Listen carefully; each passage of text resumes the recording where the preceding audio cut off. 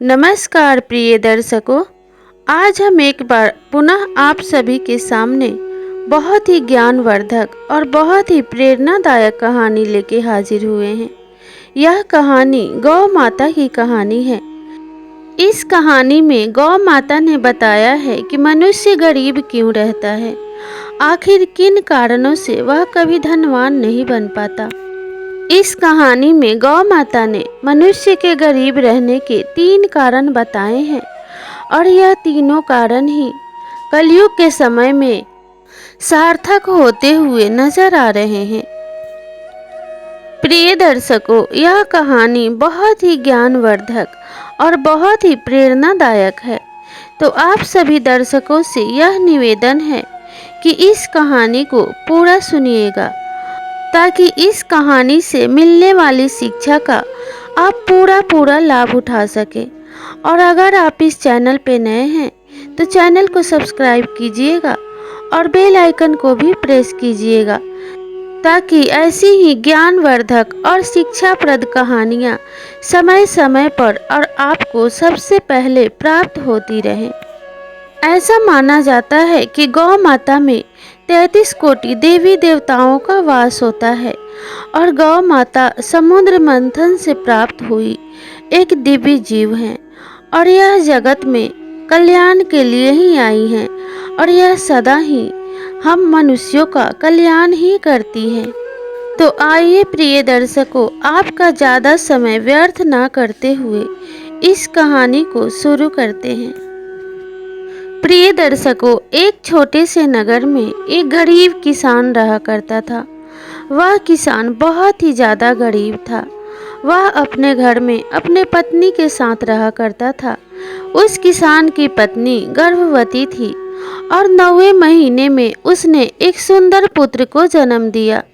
किसान की माली हालत तो अच्छी नहीं थी, लेकिन पुत्र की प्राप्ति होने से किसान बहुत ज़्यादा प्रसन्न हो गया। धीरे धीरे समय बीतने लगा और किसान का पुत्र बड़ा होने लगा। जैसे जैसे किसान का पुत्र बड़ा होता गया, उसे अधिक दूध की आवश्यकता होने लगी और किसान के पास ऐसा कोई भी पशु नहीं था जिसका दूध निकालकर वह अपने पुत्र को पिला सके। ना तो कोई गाय थी और ना ही कोई उसके पास भैंस थी। अब वह बहुत ही परेशान रहने लगा क्योंकि वह बहुत ज़्यादा गरीब था, इसलिए दूध खरीद भी नहीं सकता था। इस बात से वह किसान बहुत ही ज़्यादा परेशान रहने लगा कि अब उसके पुत्र का लालन पालन कैसे होगा। इस बात से चिंतित देखकर उसके मित्र ने पूछा कि मित्र, क्या बात है, आजकल तुम बहुत ही चिंताग्रस्त दिखाई पड़ते हो। इस पर उस किसान ने जवाब दिया, हाँ मित्र, मैं चिंतित हूँ क्योंकि मेरे पुत्र के लिए मुझे दूध की आवश्यकता है, लेकिन मेरे पास कोई भी गाय या भैंस नहीं है जिससे दूध प्राप्त करके मैं अपने बच्चे का पालन पोषण कर सकूं, और ना ही मेरे पास इतना धन है। इस पर उस किसान के मित्र ने कहा कि मित्र, तुम चिंता ना करो, पास ही के जंगल में एक ऋषि रहते हैं। उनके पास एक बहुत ही सुंदर गाय है जो बहुत ही अधिक मात्रा में दूध देती है। अगर कुछ दिनों के लिए तुम उनसे वह गाय मांग लो तो तुम्हारी यह समस्या दूर हो जाएगी।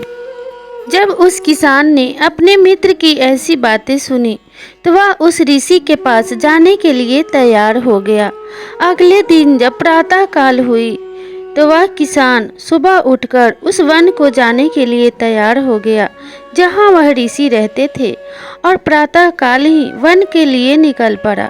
चलते चलते उस किसान को शाम हो गई और जब वह ऋषि के पास पहुँचा तो उसने ऋषि को प्रणाम किया। प्रिय दर्शकों, जब ऋषि ने किसान को देखा तो उसे आशीर्वाद देते हुए कहा कि वत्स, क्या कारण है, तुम मेरे पास क्यों आए हो। इस पर किसान ने जवाब दिया कि हे महात्मा, मेरे पास एक छोटा सा पुत्र है जिसके लिए मुझे दूध की आवश्यकता है और बहुत ज़्यादा गरीब होने की वजह से मैं दूध नहीं खरीद पा रहा हूँ। आपके पास यह गाय है, इसलिए मैं बहुत ही उम्मीद लेके आया हूँ कि आप मेरी सहायता करेंगे और थोड़े दिनों के लिए आप मुझे अपनी गाय दे देंगे, जिससे कि मेरा पुत्र का लालन पालन हो सके। मैंने ऐसा सुना है कि ऋषि मुनि बहुत ही दयालु होते हैं और वे सबकी सहायता करते हैं। उस किसान से ऋषि ने कहा कि अगर आप चाहें तो मैं इस गाय के बदले आपको धन दे सकता हूँ, लेकिन मुझे यह गाय दे दीजिए क्योंकि मुझे इस गाय की बहुत अधिक आवश्यकता है। इस पर ऋषि ने जवाब दिया कि हे पुत्र, मैं एक ऋषि हूँ और जैसा कि तुमने अभी कहा कि ऋषि बहुत दयालु होते हैं, इसलिए मैं तुम्हें यह गाय तो दे दूंगा, लेकिन इसके बदले एक भी पैसा नहीं लूंगा। हे पुत्र, ऋषि को और साधु को और वनवास काटने वाले मनुष्य को धन की कोई आवश्यकता नहीं होती है, इसलिए तुम इस गाय को निःशुल्क ही ले जा सकते हो, लेकिन इस गाय को देने से पहले मेरी कुछ शर्तें हैं जिन्हें तुम्हें मानना होगा। प्रिय दर्शकों, उस ऋषि ने किसान से यह बताते हुए कहा कि हे पुत्र, गाय माता जहाँ भी जाती हैं उनके पीछे पीछे सुख समृद्धि और वैभव चली जाती हैं और लक्ष्मी माता का वहाँ सदा ही निवास रहता है। इसलिए तुम्हें गाय की सेवा अच्छे से करनी होगी और गाय के चारे पानी का अच्छे से व्यवस्था करना होगा, क्योंकि अगर तुम ऐसा नहीं करते हो तो तुम्हें पाप लगेगा और गौ माता का श्राप लगेगा। ऋषि ने उस किसान से आगे बताते हुए कहा कि तुम अभी बहुत गरीब हो, लेकिन गौ पालन के बाद तुम बहुत ही अच्छे और धनी व्यक्ति बन जाओगे, क्योंकि गौ माता हमें दूध देती है जिससे हमें धन प्राप्त होता है और गौ माता जहाँ भी जाती हैं उनके पीछे पीछे रिद्धि सिद्धि के दाता और माता लक्ष्मी के मानस पुत्र गणेश जी भी जाते हैं और सदा ही निवास करते हैं। और जिस घर में गौ पालन होता है उस मनुष्यों के कष्ट विघ्नहर्ता भगवान गणेश सभी कष्टों को हर लेते हैं। इसलिए हे किसान, तुम्हारे घर में जो पहली रोटी बनेगी वह पहली रोटी हर प्रातः गाय को खिला देना। ऐसा करने से तुम्हारे घर के दुख दरिद्रता खत्म हो जाएगा और तुम्हारे घर के सारे कष्टों का निवारण होगा। प्रिय दर्शकों, वह ऋषि उस किसान से कहते हैं कि हे किसान, जहाँ भी गौ माता का निवास होता है वहाँ सदा ही सौभाग्य की वृद्धि होती है और दुर्भाग्य का नाश हो जाता है। लेकिन तुम एक बात हमेशा याद रखना कि गौ माता को जब तुम अपने घर लेके जा रहे हो तो गौ माता को इस्तेमाल करने के बाद और जब गौ माता दूध देना बंद कर दे तब तुम गौ माता को छोड़ मत देना, क्योंकि गौ माता का शोषण करके गौ माता का त्याग करने वाले को नरक में भी जगह नहीं मिलती और उनके घर में घोर गरीबी का निवास होता है, क्योंकि गौ माता के शरीर में 33 कोटि देवी देवताओं का वास होता है और जब हम गौ माता को कष्ट पहुंचाते हैं तो उन सभी देवताओं का हमें श्राप लगता है, जिससे कि हमारा सौभाग्य दुर्भाग्य में बदल जाता है।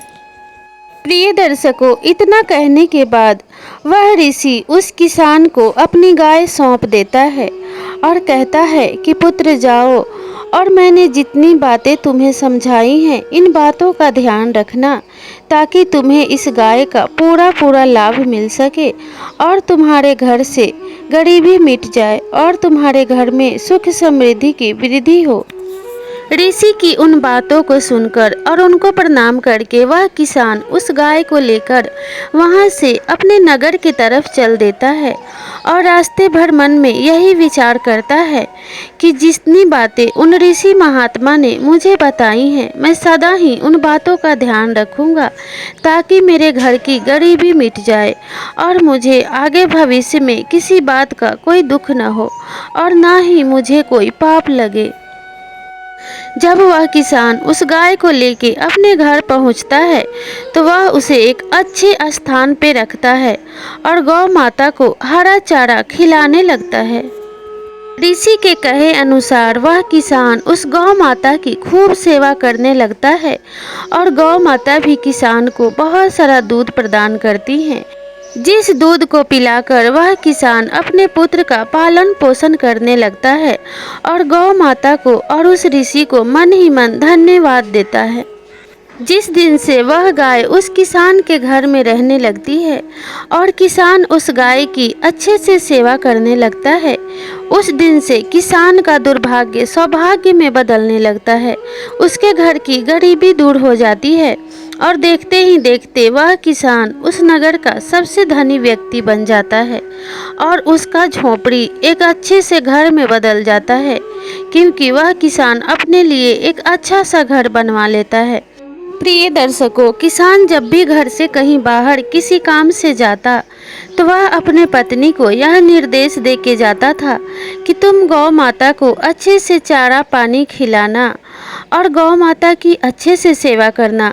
गौ माता को किसी भी चीज़ की कोई कमी नहीं होनी चाहिए। और किसान की पत्नी वैसा ही करती और वह भी तन मन से गौ माता की सेवा करती थी। लेकिन ऐसा कहा जाता है कि समय को बदलते देर नहीं लगती और वह समय भी आ जाता है जब गाय माता दूध देना बंद कर देती हैं। एक दिन किसान दूध दूहने के लिए गौ माता के पास गया तो गौ माता ने दूध नहीं दिया। इस पर किसान ने अपने मन में सोचा कि हो सकता है किसी कारणवश आज गौ माता ने दूध नहीं दिया है। लेकिन अगले दिन से भी ऐसा ही होता रहा कि गौ माता ने किसान को दूध नहीं दिया।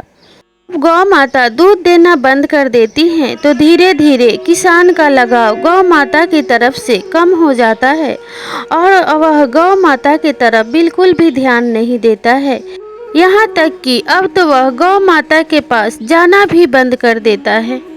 अब वह किसान गौ माता को रोटी खिलाना भी बंद कर देता है और उसका ध्यान गौ माता की तरफ से बिल्कुल ही हट जाता है। वह समय समय पे गौ माता को चारा भी नहीं देता था। जब उसका मन करता तब कभी एक टाइम गौ माता को वह चारा डाल देता। इस तरीके से गौ माता धीरे धीरे बहुत ही ज़्यादा कमज़ोर हो जाती हैं। अब तो वह किसान जब भी उस गाय को देखता तो उसे क्रोध आने लगता। उसे ऐसा प्रतीत होता था कि गाय दूध तो देती नहीं है लेकिन बदले में बहुत सारा चारा खाती है और इसकी पूर्ति मैं कहाँ से करूँगा। यही मन में विचार करते हुए एक दिन वह किसान उस गाय को खोल लेता है और जंगल की तरफ जाने लगता है और उस गौ माता को जंगल में ले जाकर छोड़ देता है। लेकिन जंगल में छोड़ने के बाद जब वह किसान अपने घर वापस आता है तो वह देखता है कि उसका पुत्र बीमार हो गया है और अपने पुत्र के कारण उसकी पत्नी बैठी बैठी रो रही है। जब किसान जंगल से वापस आता है और अपनी पत्नी को रोते हुए देखता है तो वह उसके रोने का कारण पूछता है। तब उसकी पत्नी कहती है कि मेरा पुत्र बहुत ही ज़्यादा बीमार हो गया है। तब किसान को जरा भी अफसोस नहीं होता है क्योंकि उसके पास तब बहुत सारा धन हो चुका था। वह मन में विचार करता है कि चिंता करने की कोई बात नहीं है, मैं इतना ज़्यादा धनवान हूँ, किसी भी अच्छे वैद्य से अपने पुत्र का उपचार करवा लूँगा जिससे कि मेरा पुत्र ठीक हो जाएगा। और यही मन में विचार करते हुए वह अपने पुत्र को एक अच्छे वैद्य के पास लेकर जाता है। जब वह वैद्य किसान के पुत्र को देखता है तो कहता है कि तुम्हारे पुत्र की हालत बहुत ही ज़्यादा गंभीर है और इसके इलाज के लिए बहुत सारा धन चाहिए। तब किसान कहता है कि कोई बात नहीं है, मेरे पास बहुत सारा धन है और आप बस इसे अच्छा कर दीजिए। अब तो किसान के पास जितना भी धन था वह सारा धन उसके पुत्र के इलाज में खर्च हो जाता है। इसके बाद भी किसान के पुत्र के हालत में जरा भी सुधार नहीं होती है। तब वह वैद्य कहता है कि हे किसान, अभी और धन की आवश्यकता पड़ेगी तभी आपके पुत्र का इलाज हो पाएगा। अब किसान के पास धन नहीं बचा था लेकिन उसके पास एक बड़ा सा घर था। अपने पुत्र को बचाने के लिए वह किसान उस घर को भी बेच देता है और अपने पुत्र का इलाज करवाता है। अब किसान का पुत्र धीरे धीरे ठीक होने लगता है। जब किसान का पुत्र पूरी तरीके से स्वस्थ हो जाता है तब वह वैद्य के पास से छुट्टी लेकर अपने घर की तरफ जाता है, अपने नगर की तरफ जाता है। लेकिन अब उसके पास कोई घर नहीं था, इसलिए किसान अपने पुराने घर, अपने झोपड़े में अपने पत्नी और पुत्र को लेकर चला जाता है। अपने झोपड़ी में बैठकर वह किसान अपने पिछले दिनों को याद करने लगता है और रोने लगता है कि वह कितने गरीब से कितना अमीर बना था और फिर से गरीब बन गया। तभी उसे अचानक गौ माता की याद आती है और वह खुद पे पछताने लगता है कि यह सब मेरे ही कर्मों का फल है और मेरे ही कर्मों की वजह से यह मुझे सजा मिली है। और तनिक भी समय न बर्बाद करते हुए वह किसान उठकर उसी समय जंगल की तरफ गौ माता को ढूंढने चल देता है। प्रिय दर्शकों, जैसे ही वह किसान जंगल में पहुंचता है और गौ माता को ढूंढने लगता है तो उसे एक स्थान पे गौ माता खड़ी हुई दिखाई देती है। गौ माता को देखते ही वह किसान उनके चरणों में गिरकर रोने लगता है और क्षमा याचना करने लगता है और कहता है कि गौ माता, मुझसे बहुत बड़ा पाप हुआ है, आप मुझे क्षमा कर दीजिए। मेरे घर से जब से आपको मैंने निकाल दिया है, मेरे घर से धन का नाश हो गया है, सुख समृद्धि चली गई है और फिर से मेरे घर में दरिद्रता का निवास हो गया है। मुझ पे दया कीजिए और मुझ पे रहम करके मेरे घर चलिए। इस पर गौ माता किसान से कहती हैं कि हे दुष्ट, तुमने जो मेरे साथ किया वह क्षमा योग्य नहीं है, लेकिन तुमने मेरी इतनी सेवा की है, इसलिए आज मैं तुम्हें 3 ऐसी बातें बताती हूँ जिसका अगर तुम स्मरण रखोगे तो जीवन में कभी भी तुम्हें मुसीबत का सामना नहीं करना पड़ेगा। तुम्हारे घर में कभी भी दुख और दरिद्रता का वास नहीं होगा, कभी गरीबी का निवास नहीं होगा। इसलिए अपने जीवन में इन 3 बातों को गांठ बांध के रख लेना और इन 3 नियमों का सदा ही पालन करना। और गौ माता किसान को सबसे पहली बात बताती हैं और कहती हैं कि हे किसान, कभी भी किसी के साथ छल मत करना, कभी भी अपने मित्रों के साथ छल मत करना। जो भी मनुष्य छल से दूसरे की संपत्ति हड़प लेता है और दूसरे का भाग्य का छीन कर खाता है, वह भोजन कभी भी उसको नहीं भाता है, क्योंकि दूसरे से छल करने वाले को कभी भी सुख और समृद्धि का आशीर्वाद नहीं मिलता और सदा ही उनके घर में दुख और दरिद्रता का निवास रहता है, क्योंकि छल कपट से प्राप्त किया हुआ धन शीघ्र ही नष्ट हो जाता है और हमें पाप का भी भागीदार होना पड़ता है, क्योंकि जिसने हम पे भरोसा किया था हमने उसके साथ छल किया। इसलिए ऐसा कभी भी नहीं करना चाहिए। गौ माता किसान को दूसरी बात बताते हुए कहती हैं कि हे किसान, कभी भी अपने धन का घमंड नहीं करना चाहिए, अपने समय पे अहंकार नहीं करना चाहिए, क्योंकि समय किसी का नहीं होता और जो समय पे घमंड करता है समय उसे सोने से मिट्टी में बदलने में देर नहीं लगाती, क्योंकि वह समय ही है जो बड़े बड़ों को राख बना के ढेर करती है। क्योंकि अगर तुम पे खुद पे ज़्यादा घमंड हो तो एक बार शमशान का चक्कर लगा के देख लेना, तुमसे कितने अधिक वीर बलवान लोग वहाँ पे राख हुए पड़े हैं। क्योंकि समय कभी भी एक जैसा नहीं रहता है और समय ही इस दुनिया में सबसे अधिक बलवान है।